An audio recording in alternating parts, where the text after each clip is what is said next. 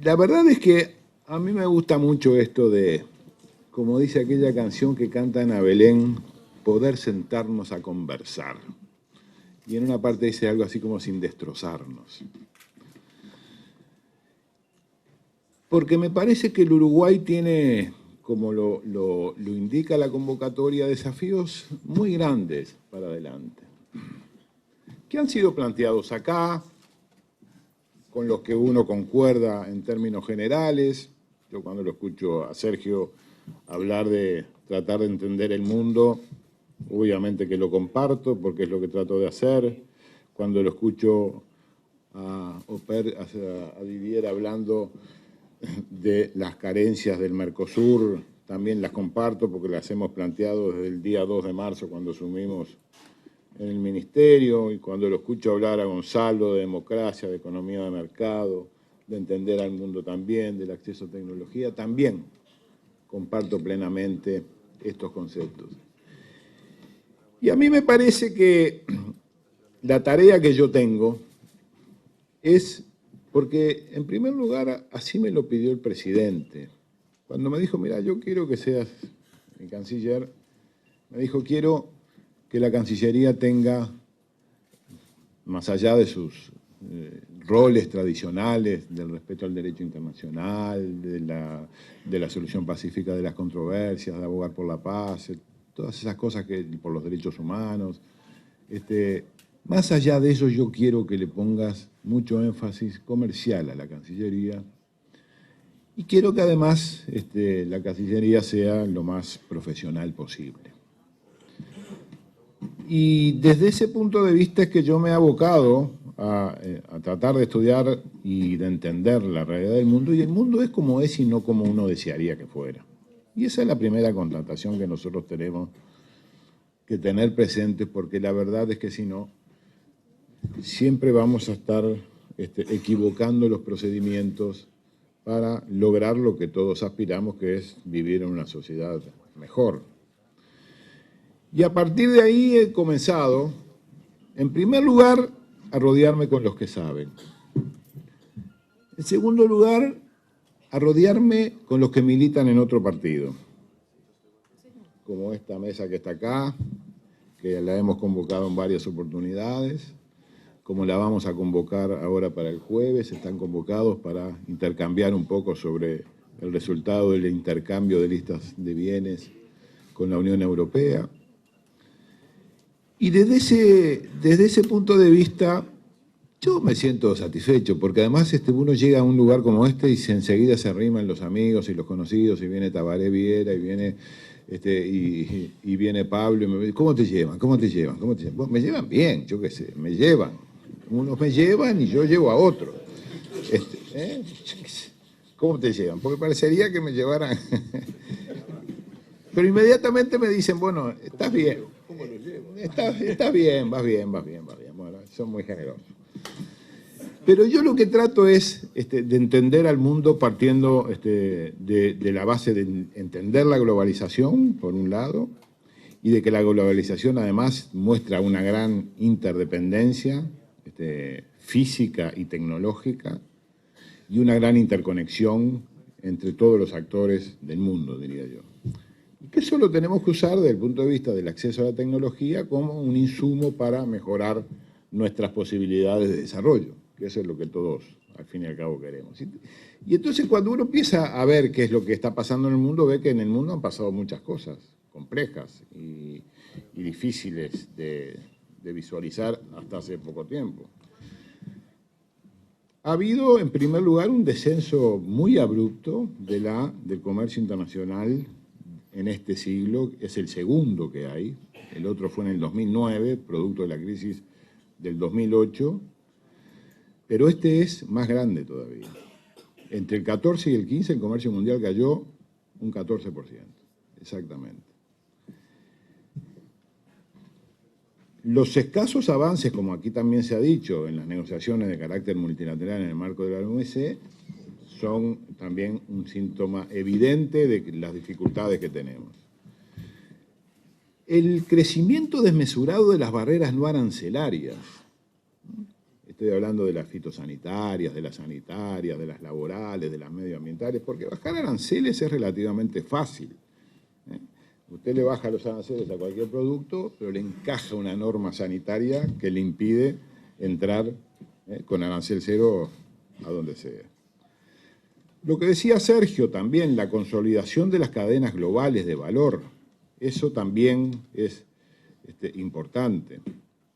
El otro día me decían que el 80% no tiene nada que ver con las cadenas globales, pero me acordé ahora porque las cadenas globales están muy vinculadas a toda esa visión del euro del este asiático que se tiene, ¿no? Que uno pone una cosa, que Vietnam pone la otra, que Myanmar pone un aparato por acá y al final conforman un producto como el teléfono, como el iPhone, que China es el mayor exportador del mundo, pero se queda solo con el 3.9% del valor total del aparato, porque el resto va todo para atrás. Bueno, el otro día me decían en Ginebra que el 80% del arroz del mundo se consume a menos de 200 metros de las plantaciones. En Asia. La creciente relevancia de los países del sudeste asiático, en especial el empuje de China, el surgimiento de nuevos modos de integración, de espacios, de megacuerdos, como los que mencionaba Sergio, y bueno, y esa gran inestabilidad que tienen los precios de los commodities. Entonces, dentro para hablar de los acuerdos multilaterales, ahí hay un problema fuerte, grande, que es el obstáculo histórico que ha habido en el comercio internacional, que es el comercio agrícola. Ese es el principal escollo que tenemos, y como decía Sergio también, lo único que se logró en Nairobi fue la suspensión para los países desarrollados, además de subvencionar las exportaciones agrícolas. Yo creo que estas transformaciones del comercio mundial en los últimos 15 años, además están pautadas por la pérdida de credibilidad del sistema multilateral de comercio, por la proliferación de acuerdos comerciales preferenciales como nuevo patrón de las negociaciones internacionales y con la consiguiente pérdida de competitividad de nuestros productos más tradicionales, el cierre para Uruguay del sistema generalizado de preferencias, el CGP, con la Unión Europea y el año que viene con Estados Unidos. De la Embajada de España me mandaron un estudio sobre los 20 principales productos que Uruguay le vende a España, y con la pérdida del CGP, del Sistema Generalizado de Preferencia, solo mantenemos el nivel de exportaciones en 3 de ellos. Los demás cayeron todos. ¿Por qué no volvemos? Y bueno, y además de eso, permítame una reflexión sobre el modo por el cual se aplica el CGP, que es pura y dura la renta per cápita, que es un disparate absoluto, pero es el método que tienen para graduarnos, como se dice, ¿no? Entonces, como tenemos más de $15.000 de renta per cápita, salimos de todas estas cosas, perdimos nuestra condición de país receptor de cooperación, pero sin embargo el CGP lo tiene la segunda potencia mundial del mundo económico, que es China, porque no llega a la renta per cápita, bueno, llega, está lejísimo, está en $4.000 anuales. Entonces, en ese sentido, a mí lo que me preocupa es ver cómo juegan los que compiten con nosotros. Esto yo ya lo he dicho varias veces y lo voy a seguir diciendo. Y algunos ya me lo han escuchado y lo van a escuchar otra vez. Y entonces cuando uno mira qué es lo que vende el Uruguay, el 85% de lo que vende son bienes agroindustriales. Nosotros no vamos a vender aviones, no vamos a vender autos, porque para vender un auto en $20.000 tenemos que importar $19.500 de materia prima. Entonces difícilmente nosotros podamos hacer otra cosa por algún tiempo que no sea esto, y esto hay que defenderlo porque además es parte de la estrategia del Uruguay, que tiene 3.300.000 habitantes y produce alimento para 30 millones. Por lo tanto, necesariamente hay que abrir las puertas y mirar hacia afuera. Y el rol de la Cancillería tiene que ser ese, abrir las puertas y que después atrás vengan los privados, haciendo las cosas que tienen que hacer. Muchas veces algunos se quejan del Tratado de Libre Comercio, como yo he escuchado, que con el de México no nos fue bien porque dejamos de vender, perdimos el mercado de queso. Pero no lo perdimos nosotros, lo perdieron los empresarios privados que vieron otro mercado que pagaba más y allá se fueron. Y ese lugar que dejaron en México lo ocupó otro. Esto es así y después cuesta mucho recuperarlo una vez que se ha perdido. ¿Cuáles son nuestros principales competidores en el mundo, sacándolos del Mercosur, sacando a Brasil, obviamente, que es un competidor, pero que estamos todavía en el paraguas del Mercosur, sobre el cual también tengo las mismas observaciones que han hecho aquí todos los panelistas? Yo creo que el Mercosur, que como lo dije el propio 2 de marzo, lo repito otra vez, hay que mejorarlo y hay que flexibilizarlo. Pero ¿cuáles son nuestros principales competidores? Son 4, básicamente: Estados Unidos, Canadá, Nueva Zelanda y Australia. ¿Y qué es lo que están haciendo ellos? Bueno, ellos están buscando cómo insertarse mejor en los mercados donde venden esos productos.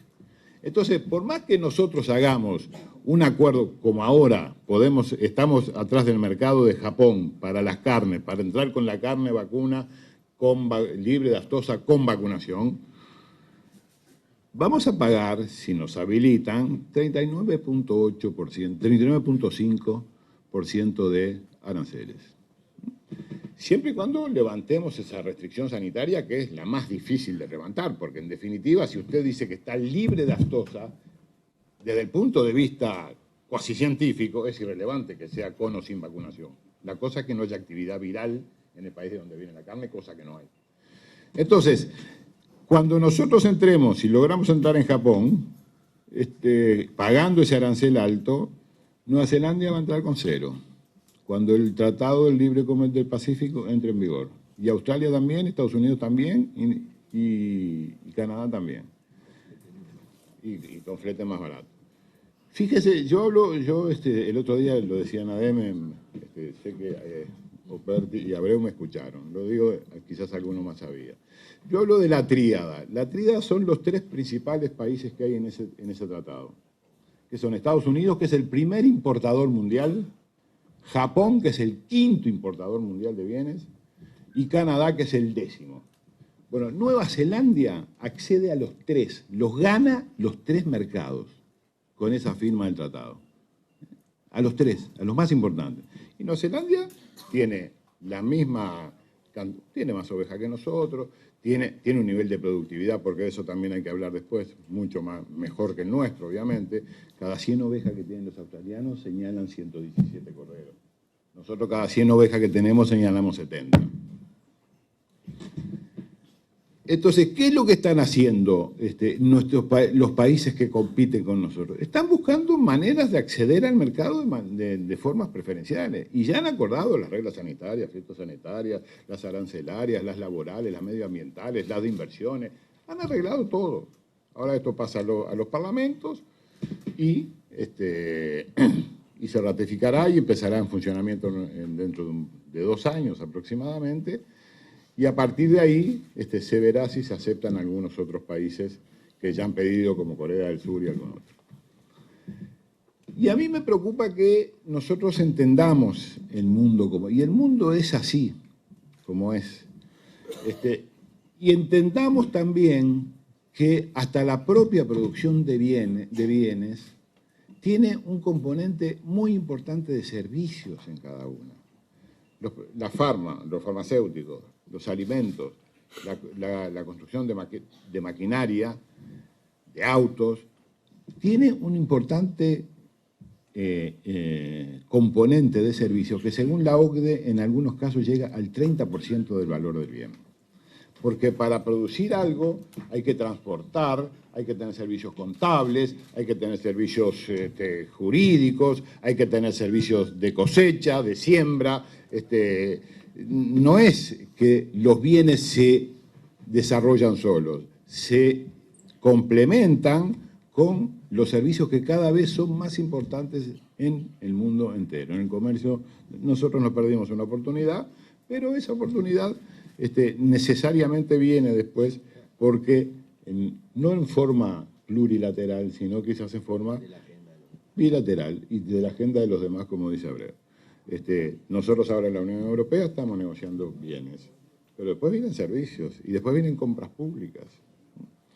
Y eso se hace bilateralmente. Entonces, cuando se dice que el Uruguay no está en condiciones de acceder a esas negociaciones, bueno, la verdad es que nos estamos disminuyendo de una manera bastante indigna. En Uruguay está en condiciones de hacer esas cosas y hay que preparar equipos y hay que hacer equipos.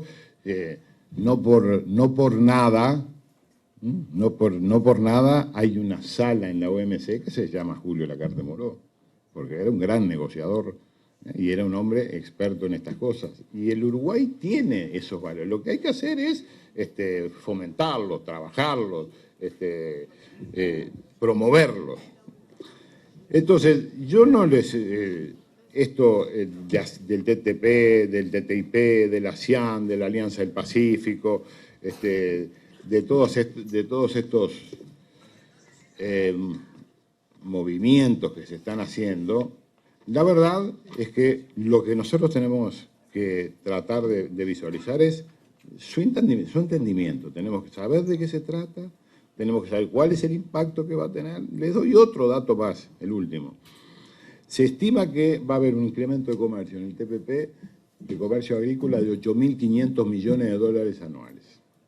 De esos 8.500 millones de dólares anuales, los principales beneficiarios van a ser los países, obviamente, competidores nuestros. Pero además va a haber un desvío de comercio de 3.500 millones de dólares.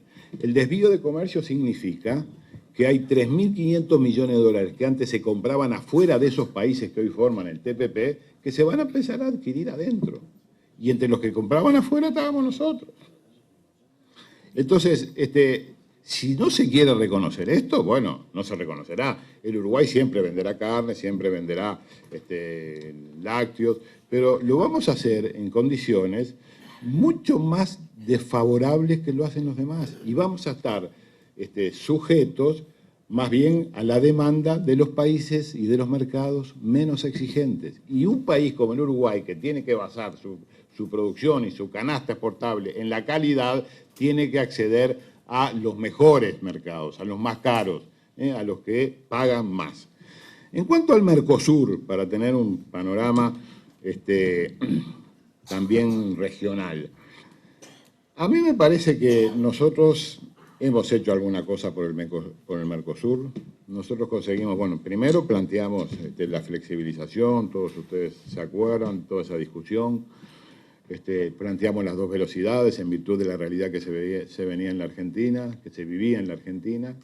Esa realidad cambió. Hoy no hay, hoy más que las 2 velocidades se quiere una velocidad sola.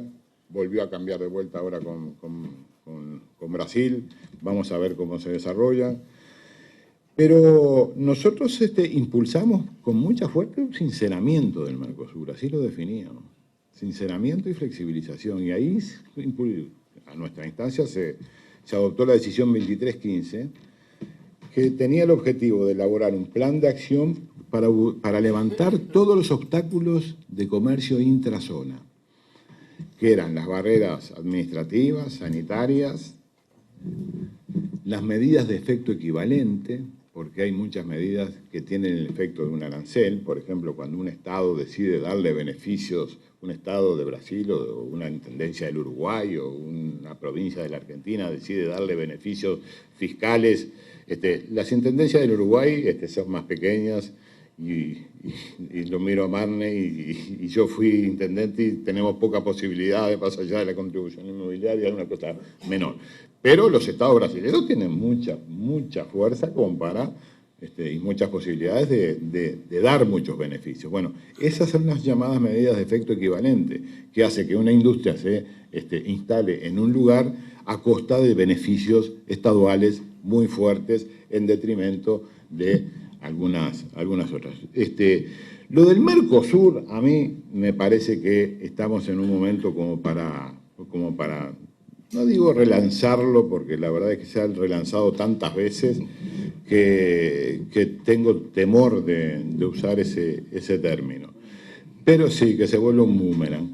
Pero la verdad es que hay indicios de que podemos mejorar el funcionamiento y estamos trabajando en eso. Nosotros tampoco nos vamos al Mercosur, nuestra plataforma es el Mercosur, y de ahí tiene que ser, como se ha dicho tantas veces, el trampolín que nos lance al exterior. Lo que ha fallado, y todo el mundo lo reconoce, hasta nuestro propio programa que también lo tenemos,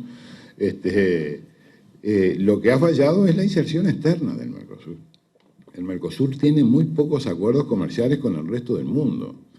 Tiene con Egipto, tiene con Israel, tiene con la autoridad palestina y ahora entró en vigencia, tiene con India, pero estos son preferencias fijas, unas 400 líneas de cada lado, y ahora entró en SACU, los países del sur de África. Ahí en el Mercosur nosotros también tenemos que actuar con mucho realismo. Yo comparto plenamente esto de que el arancel externo común no existe para el Mercosur, porque por este motivo que habló Sergio, de que la zona franca de Manaus le vende 40.000 millones de dólares a Brasil. Es decir, trae los insumos, produce sin impuestos y los vende adentro de Brasil. Nosotros no podemos hacer eso. A nosotros no nos dejan hacer eso. Y además nosotros mismos pedimos perforar con la admisión temporaria, con todas nosotros mismos pedimos perforar ese arancel externo común. Entonces, pongamos el esfuerzo en hacer una zona de libre comercio, como lo planteamos el 2 de marzo. Hagamos que se levanten todas las barreras, todas las restricciones, que se pueda comerciar y que podamos volver otra vez a tener el mismo nivel de intercambio que teníamos cuando empezó el funcionamiento del Mercosur. Pero hoy hemos caído a menos del 25%, hoy estamos en el 22% de ventas del Uruguay a la región. Y el resto se vende afuera, y se vende afuera pagando aranceles, pagando 600 millones de dólares por año. El Uruguay tiene que pagar para entrar en todos los mercados, porque no tenemos acuerdo con casi ninguno. Entonces, ese es el mundo que yo creo que tenemos que entender, que no es como nosotros quisiéramos, que no existe el comercio solidario. Puede haber actos de solidaridad, pero no hay comercio solidario. Puede haber actos de solidaridad y creo que debe haberlos, con países que pasan dificultades, con países que tienen problemas, bueno, el Uruguay ha dado alguna muestra de eso, obviamente, ha perdonado deudas o condonado deudas, ha traído refugiados, en fin, hay actos de solidaridad, pero no existe el comercio solidario. Ahí te pagan, lo menos que quieran pagarte, van a pagarte. Y uno tratará de sacar lo más que pueda, pero solidaridad es difícil. Esa es parte de la realidad. Nos gustará o no nos gustará, pero es así. Entonces, si nosotros entendemos que el mundo es así, y si estamos de acuerdo en eso, me parece que existe una gran oportunidad para proyectar al Uruguay hacia adelante, teniendo como objetivo, porque este objetivo lo tenemos todos, es de que mejoren las condiciones de vida de nuestros compatriotas. Y ese es el objetivo final al que todos aspiramos. Y las relaciones internacionales son un instrumento para eso, porque yo las defino como el instrumento que tiene el Estado para representar, defender y promover el interés nacional fuera de fronteras. En eso estamos. Gracias.